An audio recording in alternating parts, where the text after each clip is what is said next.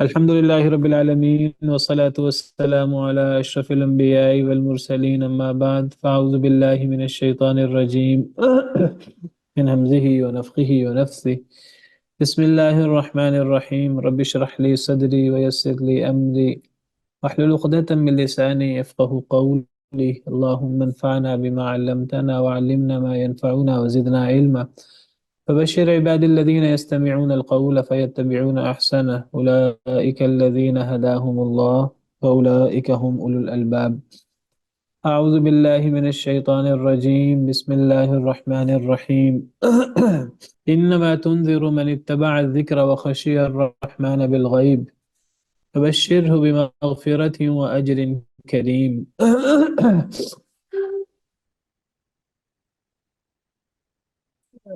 سوائے اس کے کہ نہیں آپ ڈراتے ہیں اس کو جو پیروی کرے ذکر کی، وخشی الرحمن بالغیب، جو ڈرے رحمان سے یعنی اللہ سے، بالغیبی بن دیکھے، فبشرہ بمغفرت واجر کریم، پس آپ بشارت دے دیں اس کو مغفرت کی، اللہ کی طرف سے بخشش اور معافی کی، واجر کریم، اور بہت ہی معزز، بہت ہی زبردست قسم کے اجر کی، بدلے کی۔ پچھلی آیات میں ہم نے پڑھا کہ نبی صلی اللہ علیہ وسلم آپ انہیں ڈرا رہے ہیں، آپ، اللہ نے قسم کھا کر فرمایا آپ اللہ کے سچے رسول ہیں، آپ سیدھے رستے پر ہیں، آپ پر اللہ کی طرف سے قرآن نازل ہوا ہے جو اللہ کی وحی ہے، تاکہ آپ انہیں ڈرائیں۔ آپ انہیں ڈرائیے جن پر بہت عرصے سے کوئی نبی نہیں آیا، لیکن اللہ فرماتے ہیں کہ آپ انہیں ڈراتے ہیں اور آپ انہیں قرآن سے ڈراتے ہیں، آپ اللہ کے سچے نبی ہیں، اور آپ حکمت کے ساتھ، بڑی خیر خواہی کے ساتھ انہیں ڈراتے ہیں، لیکن یہ عجیب لوگ ہیں، ان کے کان پہ جوں نہیں رینگتی۔ آپ انہیں ڈرائیں نہ ڈرائیں ان پر اثر ہی نہیں ہوتا، ایسے جیسے کہ آپ نے ڈرایا ہی نہیں۔ آپ کا ڈرانا کسی عام شخص کا نہیں، نبی کریم صلی اللہ علیہ وسلم کا نصیحت کرنا، آپ کا ڈرانا، آپ سے بہتر طریقے سے کون ڈراتا ہوگا، کون نصیحت کرتا ہوگا حکمت کے ساتھ، خیر خواہی کے ساتھ، بحث و مباحثہ کرنا۔ کتنا اخلاص تھا نبی صلی اللہ علیہ وسلم پر، نبی صلی اللہ علیہ وسلم کتنے اخلاص سے ان کو ڈراتے تھے، کتنی خیر خواہی سے، اور خالص اللہ کی سچی سچی تعلیمات کے ساتھ، لیکن اس کے باوجود اتنے بدبخت تھے، اتنے اللہ کے نافرمان تھے کہ آپ کے ڈرانے نہ ڈرانے کا ان پر اثر نہیں ہوتا تھا۔ اللہ فرماتے ہیں ہم نے ان کے گردنوں میں توق ڈال رکھے تھے،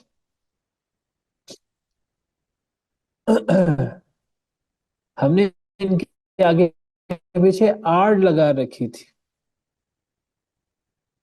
ہم نے ان کی آنکھوں کو ڈھانپ لیا تھا، یہ حق دیکھ ہی نہیں سکتے تھے۔ وَجَعَلْنَا مِن بَيْنِ أَيْدِيهِمْ سَدًّا وَمِنْ خَلْفِهِمْ سَدًّا فَأَغْشَيْنَاهُمْ فَهُمْ لَا يُبْصِرُونَ۔ اور کوئی یہ بات نہیں تھی، کوئی یہ نہ سمجھے کہ یہ تو ایمان لانا چاہتے تھے، اللہ نے ایمان نہیں لانے دیا۔ نہیں، کوئی ایمان لانا چاہے اللہ کیوں روکیں گے، اللہ کیوں رکاوٹ بنیں گے؟ اصل میں خود ایمان ہی نہیں لانا چاہتے تھے، تو اللہ نے بھی انہیں بے بصیرت کر دیا، اللہ نے بھی انہیں دور کر دیا۔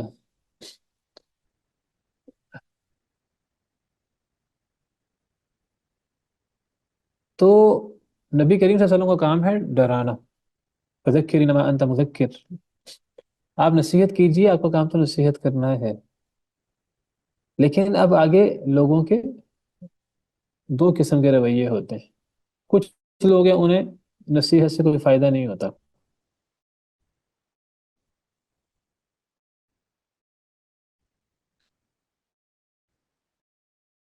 ان کی مخالفت ہی بڑھتی ہے، جیسے ہوں نفرت میں اضافہ کرتا ہے، ان کی دشمنی میں اضافہ کرتا ہے۔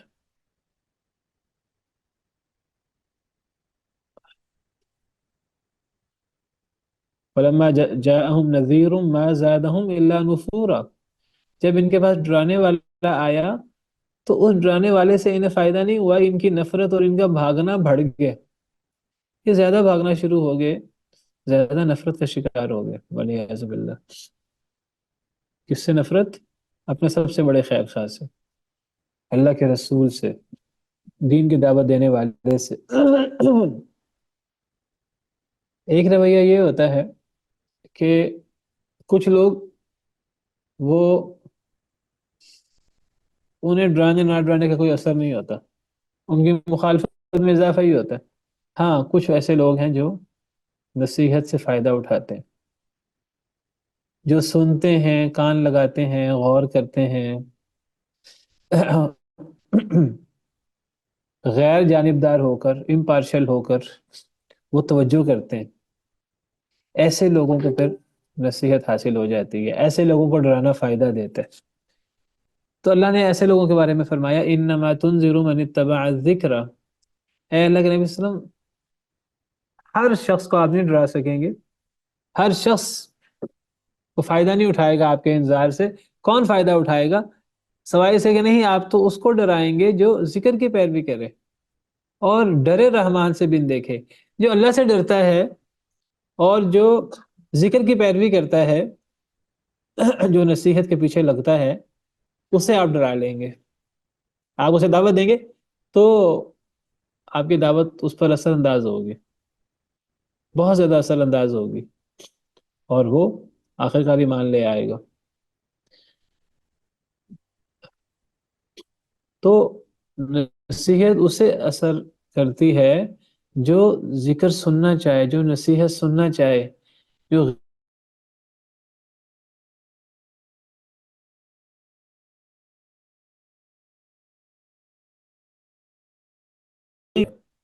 منہ سے کہتا ہے جی سمعنا وعصینا، ہم نے سن لیا، ہم نہیں مانتے، جو کرنا کر لو، آسمان گرا دو ہم پر، عذاب لے آؤ، قیامت لے آؤ، ہم نہیں مانتے۔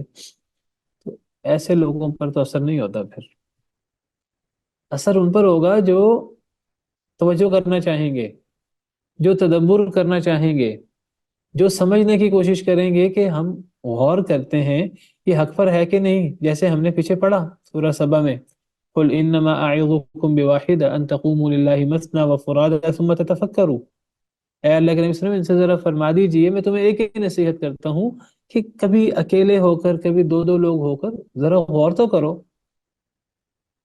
جو بندہ غور کرنے پر آمادہ ہو جاتا ہے، توجہ کرنے پر آمادہ ہو جاتا ہے، میں ذرا غور کروں کہ یہ کہیں صحیح بات ہی نہ ہو، جو بندہ بھی اس انداز سے غور کرنے پر آمادہ ہو جائے گا، اللہ نے اتنے انسان بھیج دیے دنیا میں، انسانوں کو کوئی نہ کوئی مقصد تو ہوگا، جو بندہ اس انداز سے غور کرنے پر آ جائے ہدایت مل جائے گی۔ جو بندہ اس انداز سے غور کرے، میں ذرا، اللہ نے مجھے عقل دی ہے، اللہ نے مجھے صلاحیتیں دی ہیں، تو میں ذرا غور کروں، تو ایسے شخص کو ہدایت مل جاتی ہے جو ذکر کی پیروی کرے، اللہ سے ڈرے، تو اسے آپ ڈرا سکتے ہیں۔ فبشرہ بمغفرۃ واجر کریم، بس بشارت دے دیجیے ایسے شخص کو، جو ایسا شخص ہے جو بغاوت نہیں کرتا، جو اندھا دھند انکار نہیں کرتا، تو ایسے شخص کو بشارت دے دیجیے جو نصیحت حاصل کرتا ہے، توجہ کرتا ہے، غور کرتا ہے، ڈرتا ہے، اور پھر وہ فائدہ اٹھاتا ہے نبی کی دعوت سے، ایمان لے آتا ہے، تو ایسے شخص کو بشارت دے دیجئے اللہ کی طرف سے مغفرت کی، اور بہت بڑے اجر کی، بڑے عزت والے اجر کی۔ بڑے بڑے بلنڈر بھی ہوں گے زمانہ جاہلیت میں، کفر کی حالت میں، اللہ سب معاف کر دیں گے، اور بہت بڑا اجر کی بھی اسے بشارت دیجئے۔ اِنَّا نَحْنُ نُحْيِي الْمَوْتَى وَنَكْتُبُ مَا قَدَّمُوا وَآثَارَهُم، بے شک ہم زندہ کرتے ہیں مردوں کو، وَنَكْتُبُ مَا قَدَّمُوا، اور ہم لکھ لیتے ہیں جو انہوں نے آگے بھیجا، وَآثَارَهُم، اور ان کے آثار بھی۔ بے شک ہم مردوں کو زندہ کرتے ہیں۔ اللہ تو وہ عظیم ہستی ہیں، اور اللہ رب العالمین اتنی قدرت والے ہیں کہ اللہ مردوں کو زندہ کر دیتے ہیں۔ اللہ تعالیٰ ہر چیز پہ قدرت رکھتے ہیں. ان اللہ علی کل شیء قدیر فعال لما یرید.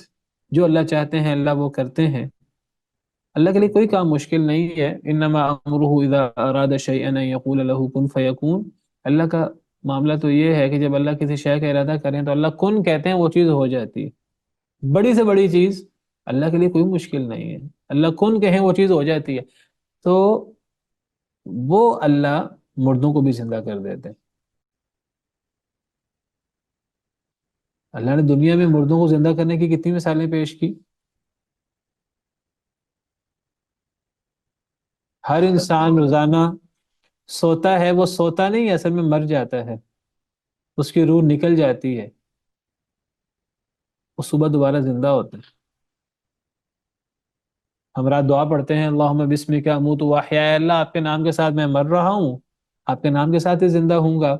جب ہم صبح اٹھتے ہیں تو ہم دعا پڑھتے ہیں. نبی کریم صلی اللہ علیہ وسلم نے دعا سکھائی الحمدللہ الذی احیانا بعد ما اماتنا والیہ النشور. تمام تعریفیں اس ذات کی جس نے ہمیں زندہ کیا اس کے بعد کہ اس نے ہمیں مار دیا تھا. وَإِلَيْهِ النُّشُورُ. اسی طرح قیامت کے دن اٹھنا ہوگا. یہ جو ہم رات سوتے ہیں, رات کو سوئیں یا ہم دن میں سوئیں, دن کا قیلولہ. پرانے زمانے میں نبی صلی اللہ علیہ وسلم کے زمانے میں لوگ دن کے وقت تھوڑا سا آرام کر لیتے تھے. زور سے پہلے, زور کے بعد آدھا گھنٹہ 15 منٹ تھوڑا بہت. ہم تو دن میں بھی بہت آرام کرتے ہیں. کئی کئی لوگ فجر کے بعد سوئے رہتے ہیں, آدھا آدھا دن سوئے رہتے ہیں. کہ رات کی نیند ہو یا دن کی نیند ہو, یہ بہت بڑی اللہ کی نشانی ہے. یہ مرنے کے بعد زندگی کی بہت بڑی دلیل ہے. وَمِنْ آيَاتِهِ مَنَامُكُمْ بِاللَّيْلِ وَالنَّهَارِ وَابْتِغَاؤُكُمْ مِنْ فَضْلِهِ. اور اللہ کی بڑی بڑی نشانیوں میں سے تمہارا سونا, بِاللَّيْلِ وَالنَّهَارِ رات کو اور دن کو, وَابْتِغَاؤُكُمْ مِنْ فَضْلِهِ اور تمہارا اللہ کا فضل تلاش کرنا, کاروبار زندگی. ان فی ذلک لآیات لقوم یتفکرون. بے شک اس میں نشانی ہے اس قوم پہ جو غور و فکر کرتے ہیں. تو اللہ تعالیٰ مردوں کو زندہ کر دیتے ہیں. یہ زمین مردہ ہوتی ہے, اللہ تعالیٰ بارش برساتے ہیں. کیسے اللہ مردہ زمین کو زندہ کرتے ہیں, اور یہ بہت بڑی دلیل ہے کہ اللہ قیامت کے دن مردوں کو زندہ کریں گے.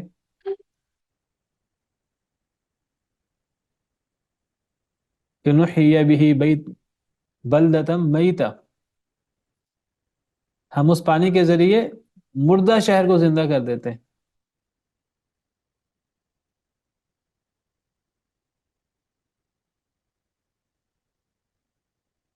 وَلَئِن سَأَلْتَهُم مَّن نَّزَّلَ مِنَ السَّمَاءِ مَاءً. ان مشرکین سے سوال کیجئے کہ جنہیں تم معبود سمجھتے ہو, آسمان سے بارش کون برساتا ہے؟ اللہ کے تمہارے معبود. کہ مشرک جواب دیں گے کہ اللہ بارش برساتے ہیں. نہ صرف اللہ بارش برساتے ہیں, فَأَحْيَا بِهِ الْأَرْضَ بَعْدَ مَوْتِهَا. وہ اس بارش کے ذریعے زمین کو بھی اس کی موت کے بعد زندہ کر دیتے ہیں. تو جو اللہ مردہ زمین کو زندہ کر سکتے ہیں, زمین سے لہلہاتی فصل اور باغات پیدا کر دیتے ہیں, تو وہ اللہ انسان کو دوبارہ پیدا نہیں کر سکتے؟ بالکل پیدا کر سکتے ہیں. حضرت عیسیٰ اللہ کے حکم سے مردہ لوگوں کو زندہ کر دیتے تھے.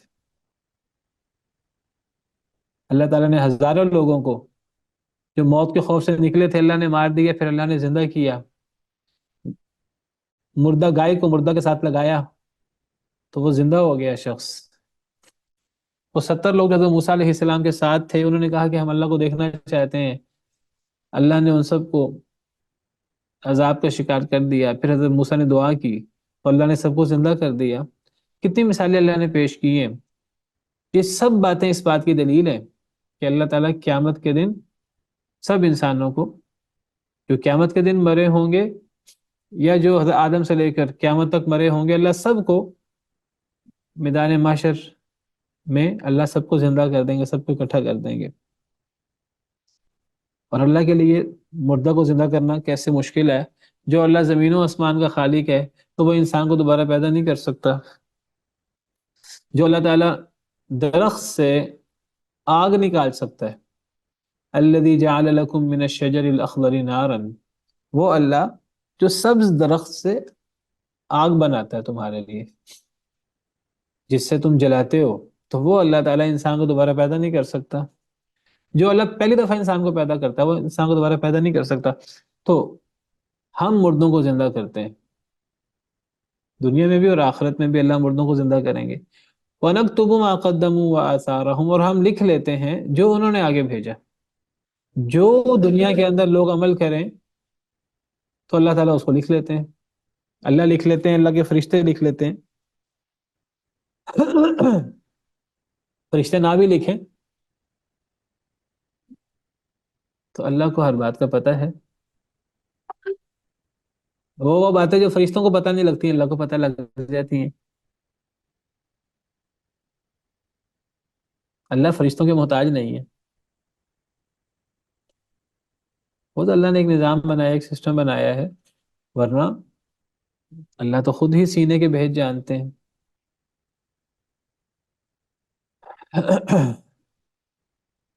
تو ہم لکھ لیتے ہیں جو بھی انہوں نے آگے بھیجا، یعنی آگے بھیجا سے مراد جو بھی انہوں نے عمل کیا، اچھا یا برا۔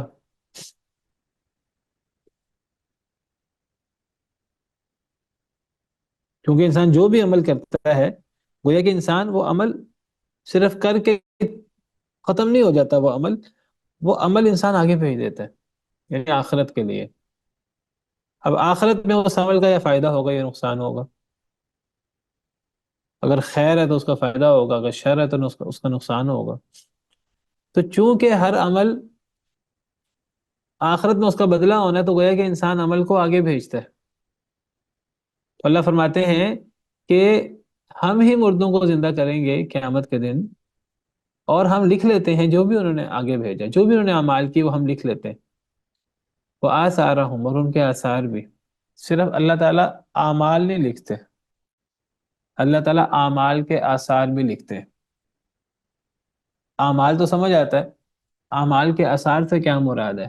اعمال کے آثار سے مراد انسان نے کوئی عمل کیا، اس عمل کے جو اثرات ہوتے ہیں، کوئی ایسا عمل جو صدقہ جاریہ ہے،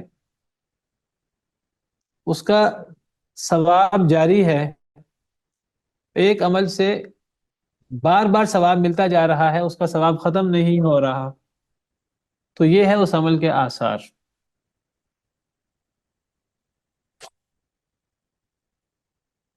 ایک شخص نے کسی یتیم بچے کو کھانا کھلا دیا، تو اس نے اسے کھانا کھلا دیا ایک مرتبہ۔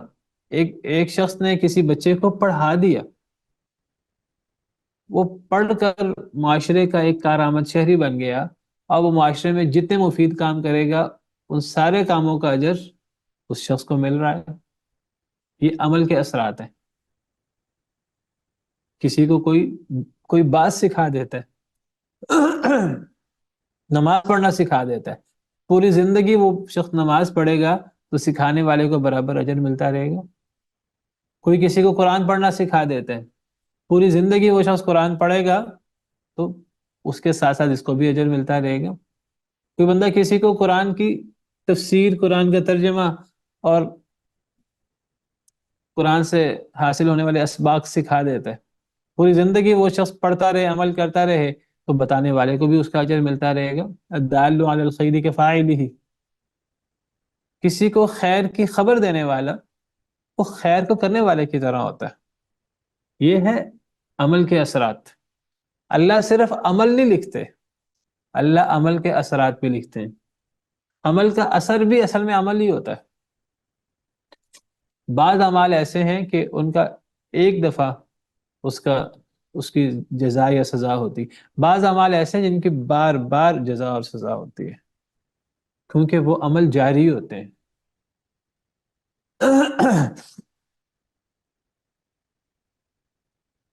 کوئی کتاب لکھ دی کسی شخص نے اچھی، جو بندہ قیامت تک اس کتاب کو پڑھے گا تو وہ اجر کتاب لکھنے والے کو پہنچتا رہے گا۔ صحابہ کرام کی فضیلت کے لیے یہ بات کم ہے کہ صحابہ کرام نے اس امت کے لیے قرآن کو محفوظ کیا ہے۔ سیدنا ابوبکر صدیق کے دور میں بین الدفتین قرآن کو اکٹھا کیا گیا۔ صحیح بخاری میں سیدنا علی رضی اللہ تعالیٰ عنہ حضرت ابوبکر کی فضیلت بیان کرتے ہوئے فرماتے ہیں کہ اللہ تعالیٰ ابو بکر پر رحم کرے کہ یہ وہ پہلے شخص ہیں جنہوں نے قرآن کریم کو بین الدفتین اکٹھا کیا۔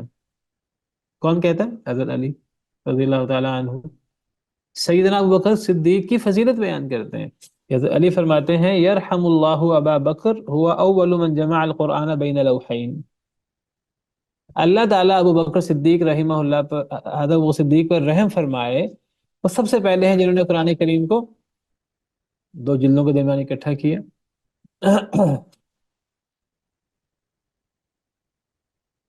سیدنا عثمان رضی اللہ تعالیٰ عنہ نے قرآن کریم کو حکومتی سرپرستی کے اندر کئی سال لگا کر جمع فرمایا۔ آج پوری امت اس قرآن کریم کو جو ابوبکر صدیق رضی اللہ تعالیٰ عنہ نے جمع فرمایا، حضرت عثمان رضی اللہ تعالیٰ عنہ نے جمع فرمایا، تمام صحابہ کرام کا اس پر اجماع ہوا، اور اللہ کی نگرانی ہے، اللہ نے حفاظت کی ذمہ داری لی ہے۔ آج پوری امت قرآن کو پڑھتی ہے تو یہ سارا اجر سب سے پہلے نبی کریم صلی اللہ علیہ وسلم کو، ان کے واسطے سے امت تک قرآن پہنچا، پھر ان صحابہ کرام کو ملتا ہے۔ صرف قرآن کریم ہم تک نہیں پہنچایا، قرآن کریم کی تفسیر جو نبی صلی اللہ علیہ وسلم سے سیکھی وہ امت تک پہنچائی۔ صحابہ کرام کے لیے یہ اکیلا عمل ہی اتنا بڑا ہے کہ پوری امت میں سے کوئی شخص عمل کرتا ہے، وہ عمل صحابہ کرام کے ذریعے امت تک پہنچا ہے۔ قرآن ہو، حدیث مبارکہ ہو، وہ صحابہ کرام نے سیکھی، نبی صلی اللہ علیہ وسلم سے یاد کی، اس پہ عمل کیا، آگے تابعین کو بتایا، امت کو بتایا۔ دین تو سارے کا سارا صحابہ کرام کے واسطے سے پہنچا ہے۔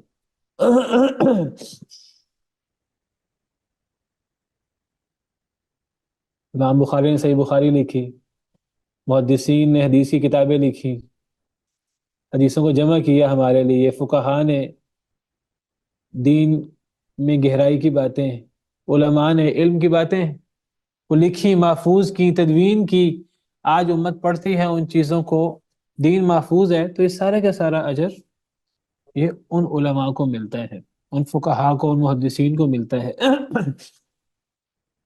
یہی معاملہ برے اعمال کا بھی ہے، برے اثرات کا بھی ہے۔ قابیل نے قتل کیا، قتل کی بنیاد ڈالی، دنیا میں جتنے قتل ہوتے ہیں ان سب کا وبال، اس کا ایک حصہ قابیل کو بھی ملتا ہے۔ دنیا میں جتنے قتل ہوتے ہیں، کیونکہ اس نے اس کی بنیاد ڈالی تھی، سب سے پہلے اس نے قتل کیا تھا، اول من سن القتل۔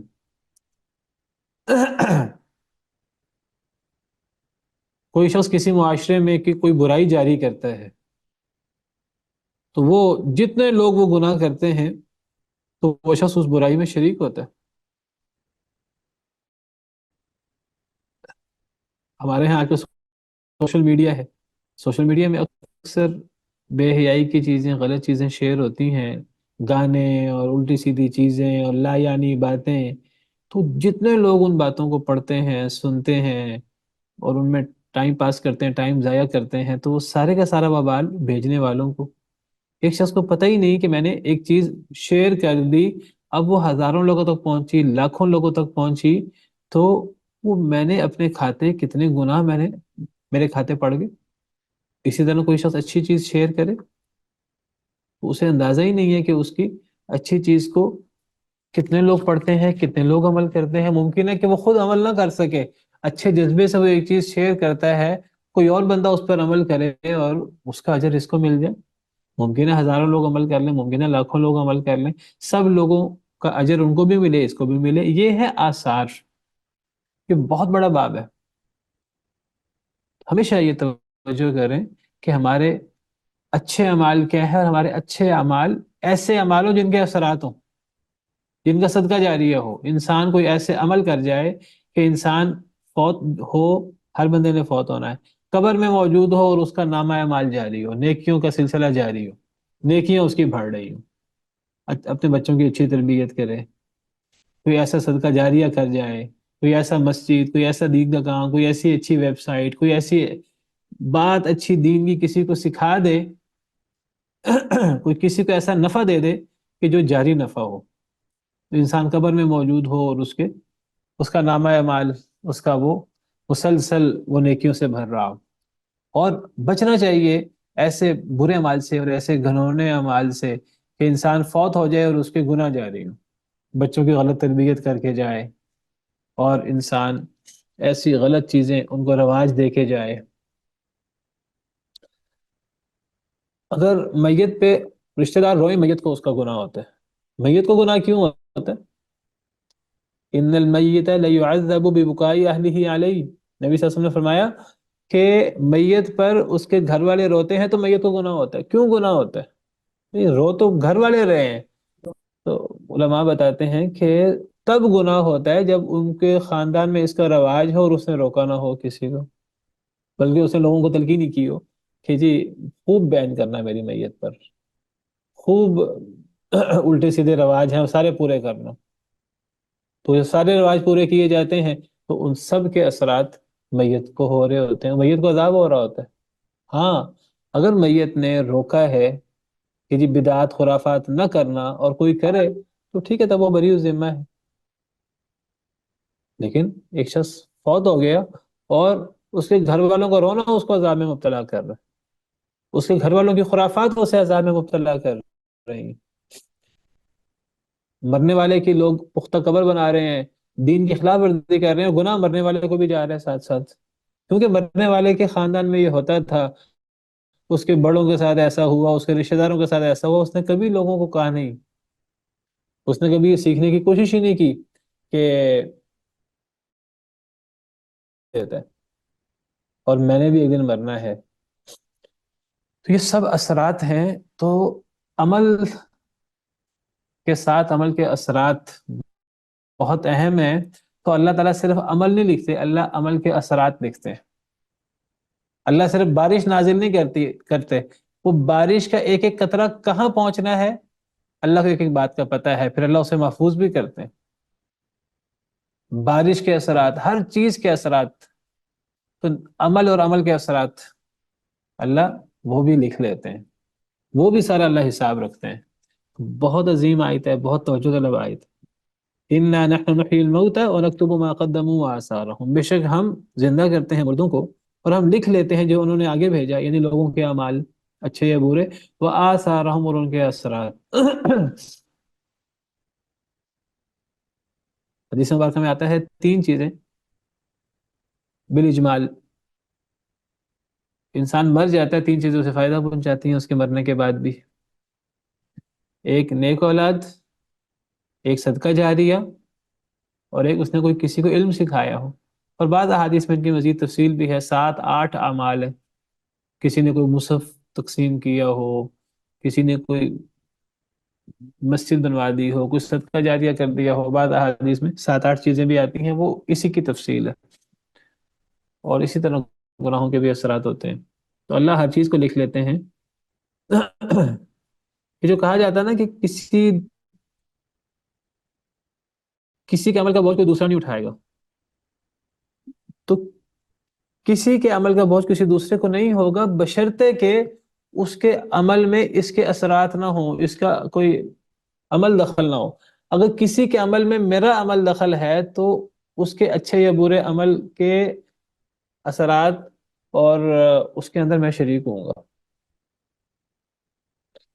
کسی دوسرے کا عمل میرے کھاتے میں نہیں جائے گا اگر اس کے عمل میں میرا کوئی حصہ نہیں ہے. اگر اس کے عمل میں میرا حصہ ہے اچھا یا برا تو اس کے عمل کے ساتھ میں بھی شریک ہوں، اس کے اثرات مجھ تک بھی پہنچتے ہیں. یہ ہے آثار. وَكُلَّ شَيْءٍ أَحْصَيْنَاهُ فِي إِمَامٍ مُبِينٍ، اور ہر شے کو ہم نے شمار کر لیا ہے فی امام مبین، لوح محفوظ میں. امام سے مراد کتاب، مبین واضح کتاب میں، اس سے مراد لوح محفوظ ہے. اللہ فرماتے ہیں ہم نے ہر شے کو، یہ عمل اور عمل کے اثرات یہ اللہ نے پہلے ہی لکھے ہوئے ہیں لوح محفوظ میں.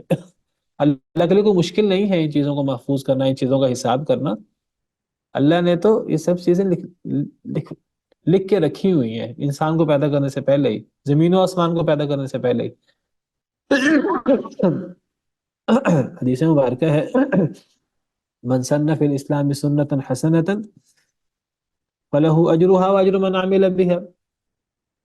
بعض لوگ اس حدیث سے بدعت کو ثابت کرتے ہیں، والعیاذ باللہ. من سن فی الاسلام سنتا حسنتا،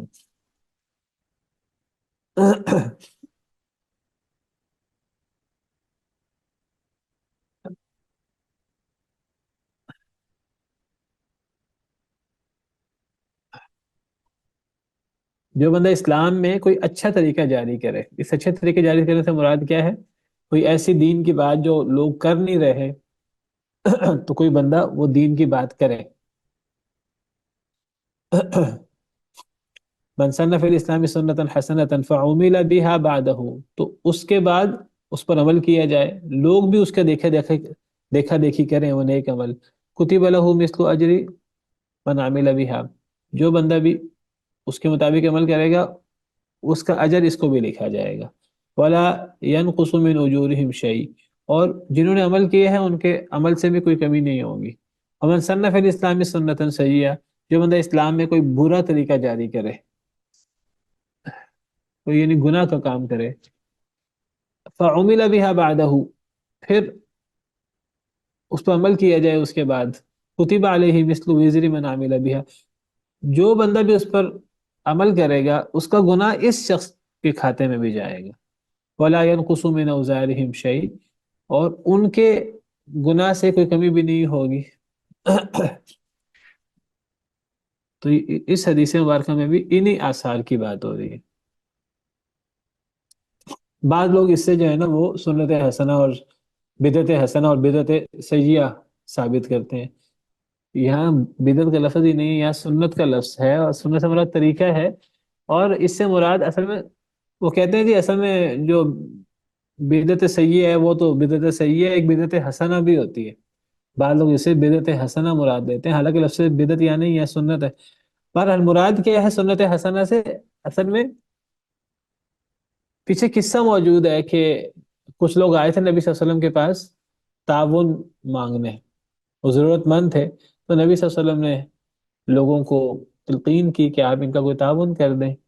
تو کسی نے کوئی تعاون نہیں کیا، آپ نے تلقین کی ان کو کئی مرتبہ. تو کافی دیر ہو گئی کوئی تعاون نہیں آیا. آخر کار ایک شخص جو ہے نا وہ کچھ تعاون لے کر آیا. جب ایک شخص کچھ تعاون لے کر آیا تو اس کی دیکھا دیکھی اور لوگوں نے تعاون شروع کر دیا، حتیٰ کہ بہت زیادہ تعاون اکٹھا ہو گیا. تو پھر نبی صلی اللہ علیہ وسلم نے یہ بات فرمائی تھی. تو سنت حسنہ سے مراد یا بدعت حسنہ نہیں ہے، اس شخص نے کوئی بدعت جاری نہیں کی تھی. یا سنت حسنہ سے مراد وہ کوئی نیک عمل ہے جو کوئی کر نہیں رہا، تو اس شخص نے وہ نیک عمل شروع کیا، اس کے دیکھا دیکھی اور لوگوں نے بھی نیک عمل شروع کر دیا، تو گویا کہ سب لوگوں کا اجر پہلے شخص کو مل گیا، سب لوگوں کو بھی ملا اور پہلے شخص کو بھی مل گیا. بعض دفعہ کوئی بندہ کہتا ہے کہ جی فلاں فلاں ایک اچھا عمل ہے، تو وہ کوئی بندہ ترغیب دیتا ہے اچھے عمل کی، تو کوئی بندہ اگر اٹھ کر اعلان کر دے، اس کے دیکھا دیکھی اور لوگ بھی اعلان کر دیں، تو وہ بھی اسی میں ہی آتا ہے. تو یہاں سنت حسنہ سے مراد یہ ہے، اس سے بدعت حسنہ اور بدعت سیئہ مراد ہے نا وہ ایک بالکل ہی الگ تصور ہے. وَاضْرِبْ لَهُمْ مَثَلًا أَصْحَابَ الْقَرْيَةِ إِذْ جَاءَهَا الْمُرْسَلُونَ، اور بیان کیجئے ان کے لیے مثال اصحاب القریہ، بستی والوں کی. اذ جاءها المرسلون، جب آئے تھے اس بستی میں المرسلون، رسول بھیجے گئے. اے نبی صلی اللہ علیہ وسلم ان مشرکین مکہ کے لیے اصحاب القریہ کی مثال پیش کریں. جب اس بستی میں، جب ان بستی والوں کے پاس رسول آئے تھے، یہ کس بستی کا قصہ ہے، کون رسول آئے تھے، کون سا زمانہ ہے، ان کے نام کیا تھے، اللہ کو بہتر پتہ ہے. بعض لوگ کہتے ہیں کہ حضرت عیسیٰ کے سے پہلے کا واقعہ، بعض کہتے ہیں حضرت عیسیٰ نے بھیجا تھا کچھ لوگوں کو، کوئی دو ٹوک دلیل نہیں ہے، اللہ کو بہتر پتہ ہے.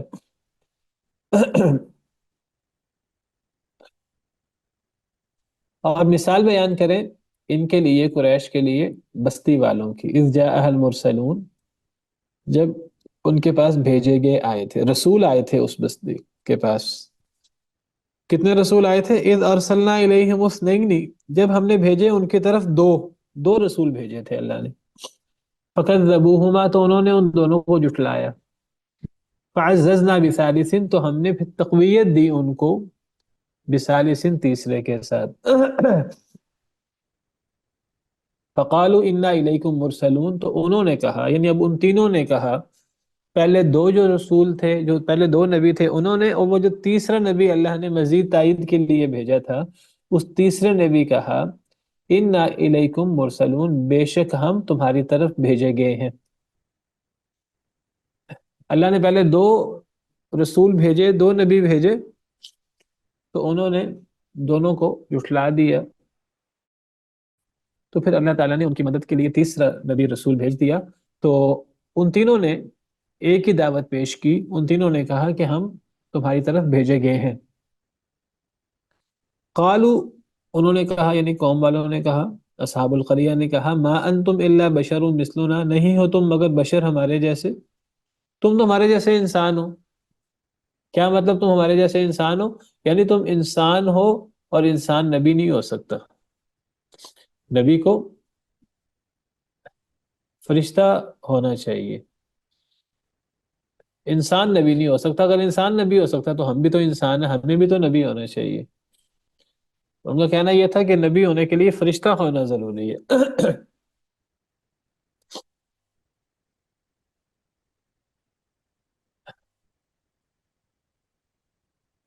انہوں نے کہا چونکہ یہ بشر ہیں تو یہ نبی نہیں ہو سکتے۔ ان کا خیال یہ تھا، ہمیشہ سے نبیوں کے انکار کی ایک دلیل جو پیش کی جاتی رہی، ایک شبہ جو پیش کیا جاتا رہا، وہ یہ کہ بشر نبی نہیں ہو سکتا۔ حضرت نوح علیہ السلام سے لے کر ہر قوم نے اپنے نبی پر یہ اعتراض کیا ہے کہ بشر رسول نہیں ہو سکتا۔ اللہ نے اس کا جواب یہ دیا ہے کہ بشر رسول ہو سکتا ہے، بشر پر اللہ کی طرف سے، چنے ہوئے لوگوں پر اللہ کی طرف سے وحی آ سکتی ہے۔ یہ کہنا کہ رسول ہونے کے لیے فرشتہ ہونا، نوری مخلوق ہونا، کوئی مافوق الفطرت ہونا ضروری ہے، یہ بات صحیح نہیں ہے۔ اکثر نبیوں پر جب ان کی قوموں نے اعتراض کیا، قالوا ما انتم الا بشر مثلنا، انہوں نے کہا نہیں ہو تم مگر بشر ہمارے جیسے، تو رسولوں نے آگے سے جواب دیا، قالت لهم رسلهم ان نحن الا بشر مثلكم ولكن الله يمن على من يشاء من عباده، ٹھیک ہے ہم تمہارے جیسے بشر ہی ہیں، ہم کوئی فرشتہ نہیں ہیں، ہم کوئی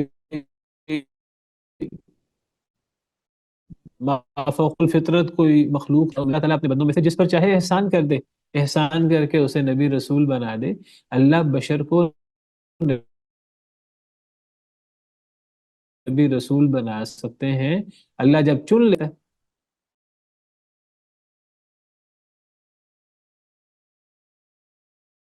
اپنے رسولوں میں سے چاہیں، اللہ یصطفی من الملائکۃ رسلا ومن الناس، اللہ فرشتوں میں سے بھی رسول چن لیتے ہیں، اللہ لوگوں میں سے بھی رسول چن لیتے ہیں۔ تو یہ کہنا کہ بشر رسول نہیں ہو سکتا، یہ بہت بڑا دھوکہ ہے، یہ بالکل غلط بات ہے۔ بشر رسول ہو سکتا ہے اگر اللہ کسی بشر پر احسان کر کے اس پر اپنی رسالت نازل فرما دے، تو بشر رسول ہو سکتا ہے۔ کوئی بندہ کہ جی اگر بشر رسول ہو سکتا تو ہم کیوں نہیں ہیں؟ بھئی آپ اس لیے نہیں، اللہ نے آپ کو چنا نہیں ہے، آپ اس قابل نہیں ہیں کہ آپ رسول بنے۔ تو جو اللہ کو پتا تھا جو اس قابل ہے، اللہ نے انہیں چن لیا، اللہ نے دلوں میں جھانکا اور اللہ کو پتا ہے کہ کون کس قابل ہے۔ اللہ اعلم حیث یجعل رسالتہ، اللہ زیادہ بہتر جانتے ہیں اللہ کس کو نبی بنائیں کس کو رسول بنائیں، اللہ چن لیتے ہیں۔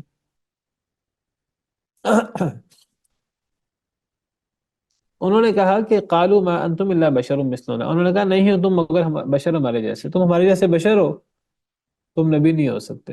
وما انزل الرحمن من شيء، اور نہیں نازل کیا رحمان نے کچھ بھی۔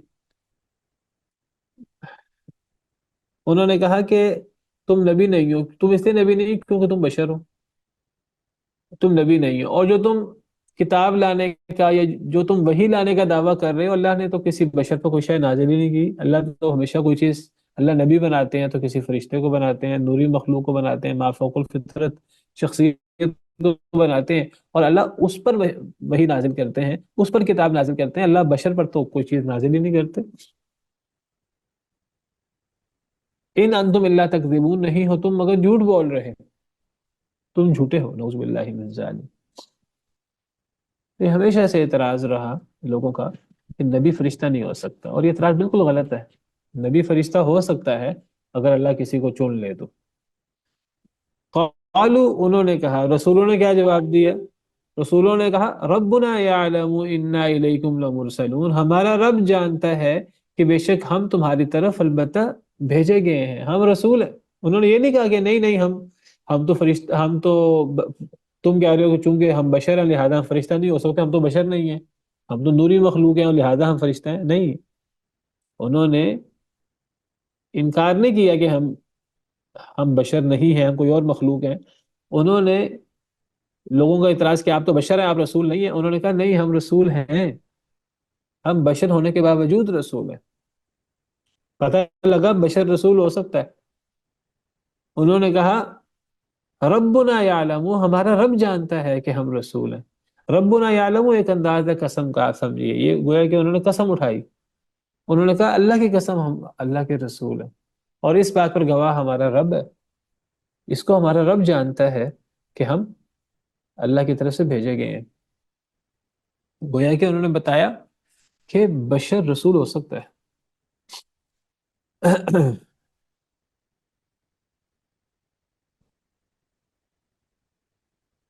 تو انہوں نے کہا اللہ جانتا ہے کہ ہم تمہاری طرف بھیجے گئے ہیں، وما علینا الا البلاغ المبین، اور نہیں ہے ہم پر مگر واضح پہنچا دینا۔ انہوں نے کہا ہمارا کام پہنچا دینا ہے، اگر تم ہمیں نہیں مانو گے، ہماری نبوت رسالت کو نہیں مانو گے، ہم پر ایمان نہیں لاؤ گے، تو ہمارا کام تو صرف تمہیں پہنچا دینا ہے، ہم نے پہنچا دیا ہے، ہماری ذمہ داری تمہیں زبردستی ایمان لانا نہیں ہے، تم سے زبردستی ایمان قبول کروانا، اسلام قبول کروانا، یہ ہماری ذمہ داری نہیں ہے۔ ہمارا کام ہے ہم تم تک اللہ کا پیغام پہنچا دے جو ہم نے پہنچا دیا ہے۔ قالوا انا تطیرنا بکم، انہوں نے کہا کہ بے شک ہم نے بدشگونی لی ہے تم سے۔ قوم والوں کا نیا اعتراض، پہلا اعتراض یہ تھا کہ چونکہ تم بشر ہو لہذا تم نبی نہیں ہو سکتے، انہوں نے اس کا جواب دیا کہ اللہ جانتا ہے ہم بشر ہونے کے باوجود ہم رسول ہیں، اور ہمارا کام پہنچا دینا ہے، تم نہیں مانو گے تو ہم جبر نہیں کریں گے۔ انہوں نے اگلا اعتراض کر دیا کہ ہم تمہارے ساتھ بدشگونی لیتے۔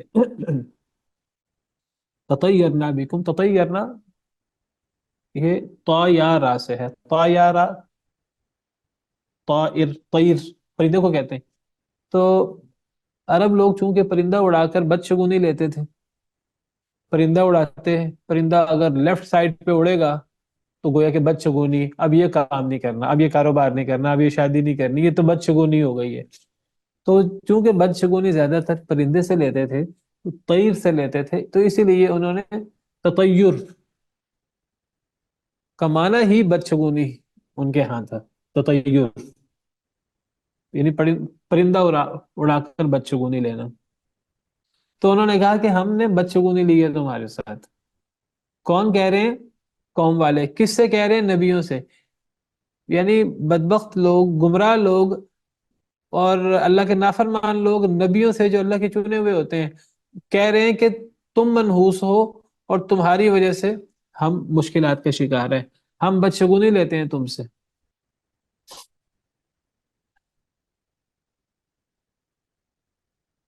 کیا بدشگونی تھی؟ شاید اللہ بہتر جانتا ہے، کچھ لوگ مسلمان ہو گئے ان کی دعوت پر، کچھ مسلمان نہ ہوئے، تو وہ جو مسلمان نہ ہوئے وہ مسلمان ہونے والوں کے بارے میں کہنے لگے کہ دیکھو یہ ان لوگوں کی نحوست ہے، یہ ان تین نبیوں کی، تین رسولوں کی نحوست ہے، نعوذ باللہ، نعوذ باللہ من ذالک، کہ یہ لوگ ہم سے الگ ہو گئے اور یہ لوگ ہمارا دین چھوڑ بیٹھے۔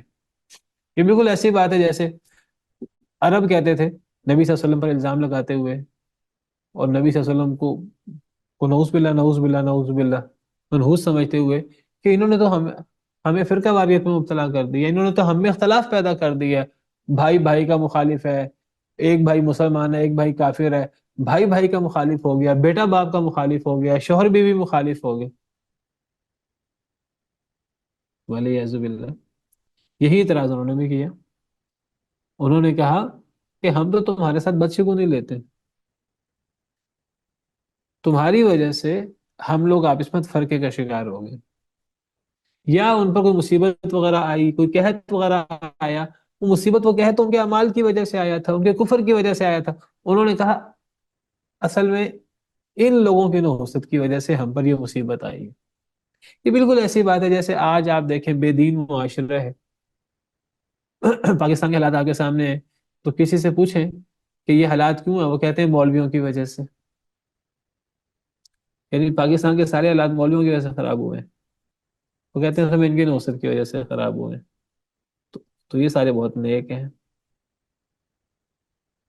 ٹھیک ہے، دینداروں میں بھی، علماء میں بھی گناہگار لوگ موجود ہیں، اللہ کے نافرمان لوگ موجود ہیں، لیکن ان میں بہت اچھے لوگ موجود ہیں، اور انہی کی وجہ سے دین موجود ہے، خیر موجود ہے۔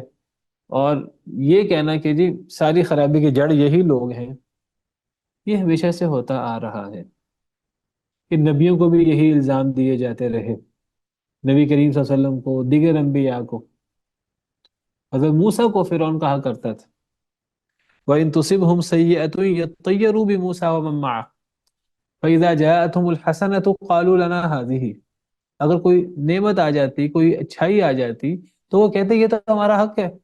وَإِن تُصِبْهُمْ سَيِّئَةٌ يَطَّيَّرُوا بِمُوسَىٰ وَمَن مَّعَهُ، کوئی مصیبت آتی تو کہتے کہ یہ موسیٰ کی بدشگونی ہے، یہ موسیٰ کی نحوست ہے، موسیٰ کے ساتھیوں کی، نعوذ باللہ من ذالک۔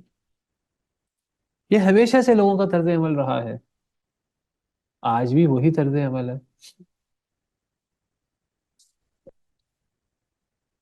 تو انہوں نے کہا ہم بدشگونی لیتے ہیں تمہارے ساتھ، ہم تمہیں منحوس سمجھتے ہیں، ولیعذ باللہ۔ کنہیں کہہ رہے ہیں؟ نبیوں کو، نبیوں کے ساتھ ایمان لانے والوں کو۔ لَإِن لَّمْ تَنْتَهُوا، اگر تم باز نہ آئے اپنی دعوت سے، لَنَرْجُمَنَّكُمْ، ہم تمہیں پتھر مار مار کے مار دیں گے، تمہیں رجم کر دیں گے۔ وَلَيَمَسَّنَّكُمْ مِنَّا عَذَابٌ أَلِيمٌ، اور البتہ ضرور پہنچے گا تمہیں ہماری طرف سے بہت دردناک عذاب۔ تم باز نہ آئے تو پتھر مار مار کے مار دیں گے، یا کوئی اور دردناک عذاب میں تمہیں مبتلا کر دیں گے۔ اور نبیوں نے کیا جواب دیا آگے سے؟ وہ نبیوں سے کہتے تھے کہ تم منحوس ہو، تمہاری وجہ سے ہم پر یہ نحوست، یہ قحط سالی، یہ مسئلہ تمہاری وجہ سے ہم پر آیا۔ تو نبی آگے سے کیا کہتے ہیں؟ نبیوں نے کہا طاہرکم معکم، تمہاری بدشگونی، تمہاری نحوست تو تمہارے ساتھ ہی ہے، تمہاری بدشگونی کی وجہ، تمہاری نحوست کی وجہ ہم نہیں ہیں، تم خود ہی ہو۔ کیسے؟ کیا مطلب؟ یعنی تمہاری بدشگونی، تمہاری مصیبتیں تمہارے اعمال کی وجہ سے ہیں۔ کسی شخصیت کی وجہ سے بدشگونی نہیں ہوتی، کسی دن کی وجہ سے بدشگونی نہیں ہوتی، کسی چیز کی وجہ سے بدشگونی نہیں ہوتی۔ نحوست شخص میں نہیں ہوتی، دینوں میں نہیں ہوتی، کسی چیز میں نہیں ہوتی، نحوست انسان کے اعمال میں ہوتی۔ جو شخص برا ہے تو اس کے اعمال کی نحوست ہے، اس کے لیے دن منحوس ہو جاتے ہیں، دنوں میں نحوست نہیں ہوتی۔ یعنی وہ ان دنوں کے اندر زیادہ اللہ کی نافرمانی کرتا تو وہ دن اس کے لیے نحوست، منحوس ہو جاتے ہیں۔ جیسے قوم عاد کے بارے میں اللہ فرماتے ہیں کہ ہم نے قوم عاد پر منحوس دنوں میں عذاب نازل کیا۔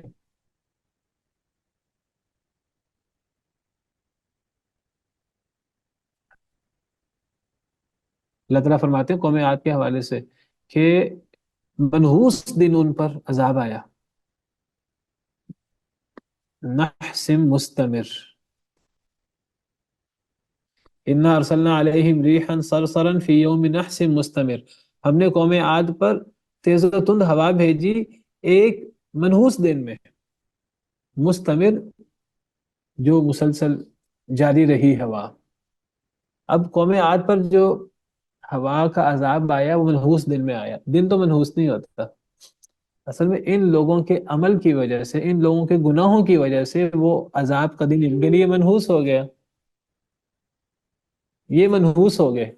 نحوست لوگوں میں نہیں ہوتی، نحوست دنوں میں نہیں ہوتی، نحوست کسی چیز میں نہیں ہوتی، نحوست کس میں ہوتی ہے؟ اعمال میں۔ اور جو لوگ کچھ مخصوص دنوں میں زیادہ اللہ کی نافرمانی کریں، وہ دن ایسے لوگوں کے لیے منحوس ہو جاتے ہیں، ان دنوں میں ان پر اللہ کی طرف سے عذاب کا کوڑا برستا ہے۔ ایک اور آیت ہے قرآن کریم کی، فَأَرْسَلْنَا عَلَيْهِمْ رِيحًا صَرْصَرًا فِي أَيَّامٍ نَحِسَاتٍ، ہم نے قوم عاد پر تیز و تند ہوا بھیجی منحوس دنوں میں۔ دن منحوس نہیں تھے، اصل میں ان کے اعمال اتنے برے تھے کہ وہ اللہ کا عذاب آ گیا اور وہ دن ان کے لیے منحوس ہو گئے۔ دنوں میں نحوست نہیں تھی، وہ قوم عاد کے لیے وہ دن منحوس تھے، اور حضرت ہود اور ایمان لانے والوں کے لیے وہ دن بڑی خوشی کے دن تھے۔ اللہ نے ان دنوں میں نجات دی حضرت ہود علیہ السلام کو، کہ بالکل ایسے جیسے جس دن فرعون غرق ہوا وہ خوشی کا دن تھا کہ وہ غمی کا دن تھا، منحوس دن تھے کہ خوشی کے دن تھے۔ فرعون یعنی 10 محرم، 10 محرم فرعون کے لیے منحوس دن تھا، فرعون اور اس کی قوم کے لیے۔ حضرت موسیٰ کے لیے خوشی کا دن تھا، اور حضرت موسیٰ کے ماننے والے بعد میں روزہ رکھتے تھے، اور آج ہم بھی روزہ رکھتے ہیں 10 محرم کو اسی یاد میں، حضرت موسیٰ کی یاد میں، اور وہ خوشی کا دن ہے ہمارے لیے۔ لیکن وہ فرعون اور فرعون کے لوگوں کے لیے منحوس دن تھا۔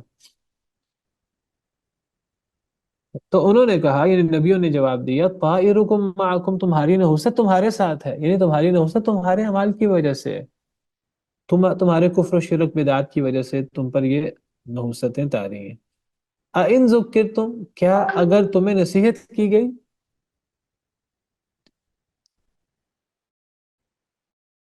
کیا اگر تمہیں نصیحت کی گئی تو تم ہمیں منحوس کہہ رہے ہو کہ ہم تمہیں نصیحت کرتے ہیں؟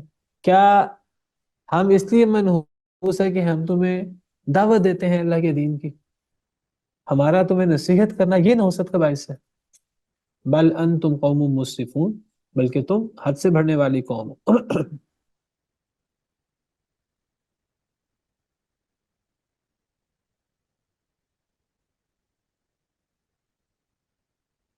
چلیں آج کے لیے اتنا ہی کافی ہے، باقی انشاءاللہ آئندہ۔ سبحان ربک رب العزت عما یصفون وسلام علی المرسلین، الحمدللہ۔